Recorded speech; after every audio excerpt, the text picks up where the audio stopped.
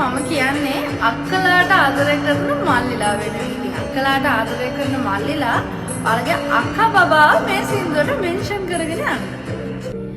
අපේ වයස් පරතරය කිසි